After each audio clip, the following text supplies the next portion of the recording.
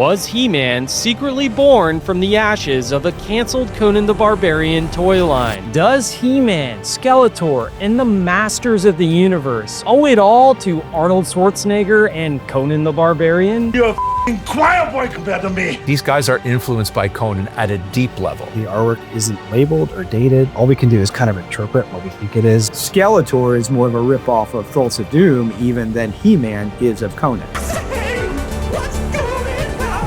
This is one of the biggest conspiracies in pop culture history. Just telling you the story of this case is not enough. So we dug up all the old court case files and we reached out to legendary entertainment lawyer Fred Fierce. But I have to say, I read that decision by Patterson. I thought, could this finally crack this case wide open once and for all? This is Conan versus He-Man, the ultimate battle to uncover who truly rules as master of the universe. Before we dive in, smash that subscribe button and help Conan conquer YouTube. And we have a brand new Conan the Barbarian action figure. The time is now to claim what we have forged, the true spirit of Conan. Once pre-orders close, there will be no second chance, no major retailers. Once it's gone, it's gone. This is the Barbarian you've been waiting for.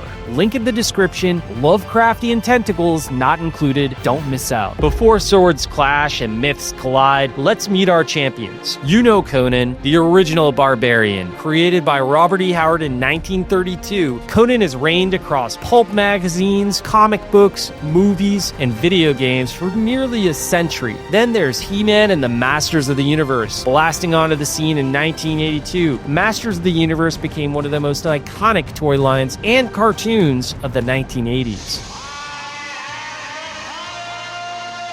But where do these two mythic titans overlap? In the late 70s, Mattel, struggling to compete with Kenner's Star Wars toys, was brainstorming new ideas while chasing movie licenses. Space-themed toys were off the table, so the mandate was clear. Create a Frank Frazetta-style fantasy property with the official theme being Barbarian. At the same time, Conan Properties was prepping for the release of the first Conan the Barbarian movie. The timing for both companies seemed perfect. So Conan Properties struck a deal with Mattel to create a line of Conan action figures. According to legend, when Mattel got an early access screening of the Conan movie, they quickly panicked. Too violent for kids. Or as my friend Randall Lobb would put it, We're talking to Mark Taylor, and we're talking to some of the guys at Mattel that were behind He-Man, and they start talking about Conan. I won't say who it was, but he said, we went to a screening of that Milius movie. Blood and tits! There's no way. We just look, and this is the Mattel guy. We look at each other and we're like, oh, we're screwed. so they walked. And out from the ashes rose this guy. You're a quiet boy compared to me. What followed were two major lawsuits, two conflicting narratives, and over 40 years of fan speculation. And He-Man comics that straight up lifted pages from Conan. You'll spot plenty of these visuals throughout the video, courtesy of Battle Ram blog. Back in the 80s, it was a lot easier to pull this kind of theft off because the internet wasn't around to call you out. Seems like they should have just made those Conan movie toys. And that is the real catalyst for starting it off. Thinking about ideas for a line. This thing's 18s. Oh, crikey, we can't do that. Well, we do have this, which is kind of like that, but we got to do it a bit more adventure. We've got to put vehicles and all these other things in. Conan is definitely in the mix, but maybe not as vital as maybe we once perceived. I just think it's a bit more organic. Now that you know the story, it's time to replace your Atlantean swords with gabbles because we're heading to the courtroom. I'm pretty sure you'd get arrested if you walked into a courtroom with an Atlantean sword, unless it was a piece of evidence. By court of law, I officially order you badass. Conan Properties argued in court that He-Man was just, quote, Conan in a blonde wig, but the judge disagreed. Muscles and loincloths weren't unique to Conan. After the legal battle, the verdict was clear. He-Man stood on his own.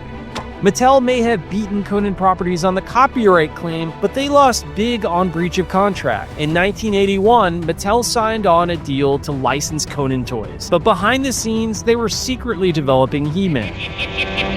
When the deal fell apart, Mattel was supposed to return every sketch, mold, and piece of artwork. Instead, they held on to it, breaking the contract. And in court, Mattel admitted to their wrongdoing, and the judge ruled in Conan Properties' favor. There's a Mark Taylor interview where he says, well, they screwed up by going after that Conan license because they're opening us up to lawsuits by doing that. Maybe it was that, and it just not considering the ramifications of the conflict that could come into play with He-Man. So sure, the Barbarian DNA is there, but He-Man, he didn't just borrow from Conan, he carved his own myth, and eventually came his transformation from Prince Adam to He-Man, Castle Grayskull, She-Ra, and Masters of the Universe stood tall as a legend in its own right. Everybody had rip-off barbarian characters, right? The conversion from the movie that they saw, the off-putting side of it, to the child's play version of it was threatening enough that they said, you know what, we'll take the generic aspect that is available to lots of people. They're doing it in various ways, and then we'll build our own. And then there's this. Designer Mark Taylor sketched what looked an awful lot like a Conan figure. Some claimed it was. It seems more like this could be one of Mark's sketches for Conan. The problem is the artwork isn't labeled or dated. All we can do is kind of interpret what we think it is. So yeah, Vikor was seemingly recycled from Mattel's scrapped Conan movie toy line entirely. Let's talk villains. Skeletor, the iconic face of evil in Masters of the Universe, bears a striking resemblance to Robert E. Howard's Thulsa Doom. As many people know, Thulsa Doom, the skull-faced character that was created by Robert E. Howard, was originally a villain in the Cull stories, not Conan. When they were developing the movie, they decided to use Thulsa Doom as the main antagonist. And the original concept art that Mattel would have had access to showed the original Robert E. Howard version of Thulsa Doom, which was a skull-faced necromancer or sorcerer. It was only later in the film that they decided to move away from that and use a human actor, James Earl Jones, for the character. I think in some ways, Skeletor is more of a ripoff of Thulsa Doom even than He-Man is of Conan. But it doesn't stop there. In the original mini-comics, early He-Man wasn't a prince, he was a lone savage barbarian. No royalty, no Grayskull, just survival in a brutal Conan-style world. Even Filmation, the animation studio behind the cartoon, had top leadership who were die-hard Conan fans. My dad's like, wait a minute, this could be a great show. He was a major Conan Barbarian fan.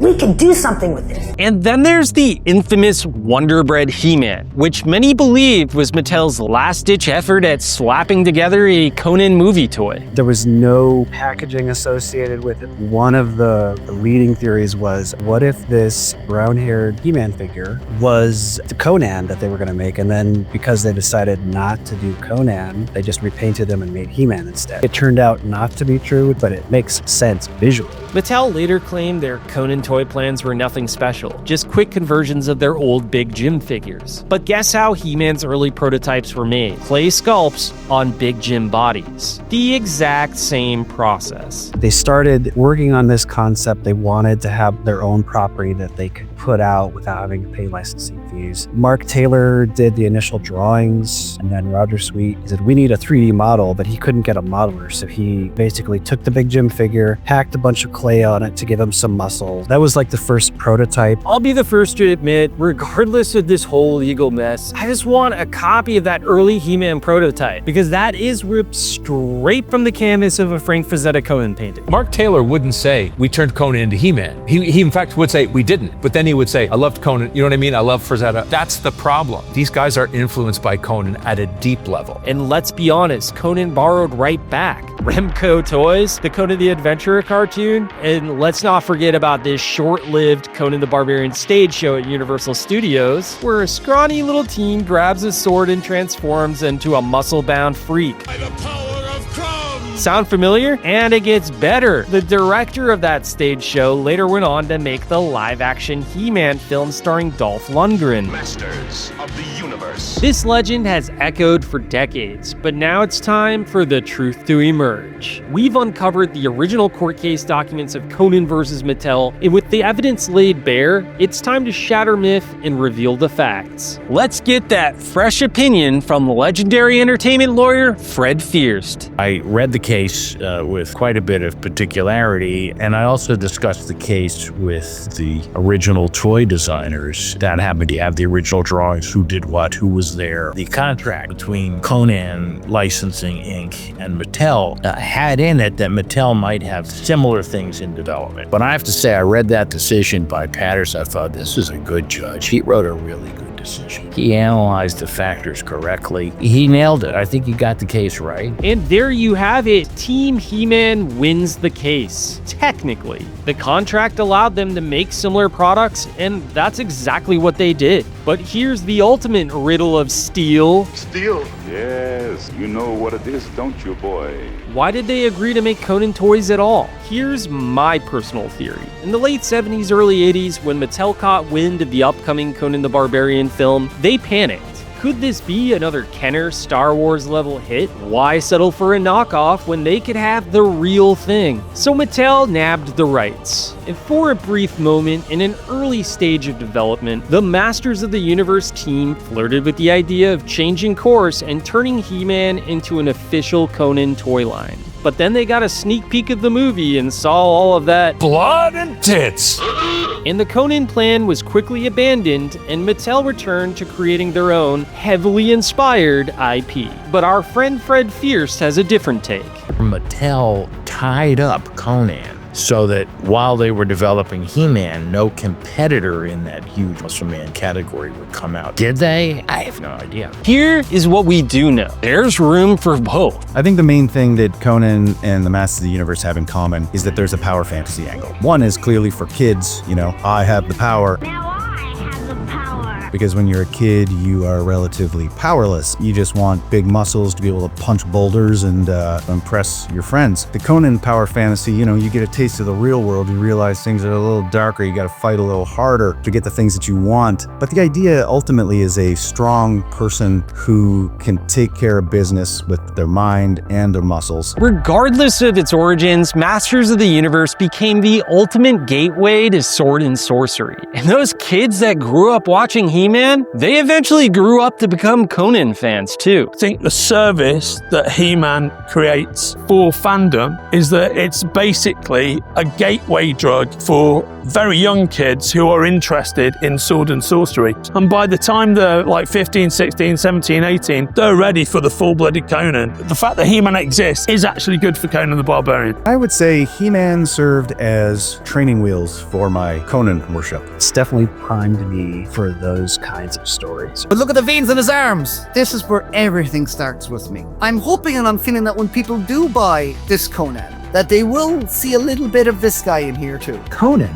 is such an archetypal character, this barbarian warrior. That's where you get He-Man, Thundar, Khal Drogo. Old bones, old tropes, old ideas. Drinking Robert E. Howard water, adding coffee grains to it. They all begin with Conan. So whether your flag flies high over Aquilonia or you stand tall over the gates of Castle Grayskull, remember this. It's all just sword and sorcery. And together, by Crom, we have the power. Like and subscribe, help Conan conquer YouTube. If you're interested in learning more about He-Man and the Masters of the Universe, check out Adam McComb's Battle Ram blog and Randall Lobb's documentary, Power of Grayskull, The Definitive History of Masters of the Universe. You can find links in the description. Are you here for Team Conan, Team He-Man, or both? Drop your allegiance in the comments below. And if you are a true fan, shout out in the comments, Hyborian Age Master of the Universe. From back for more Blood and tits! next time.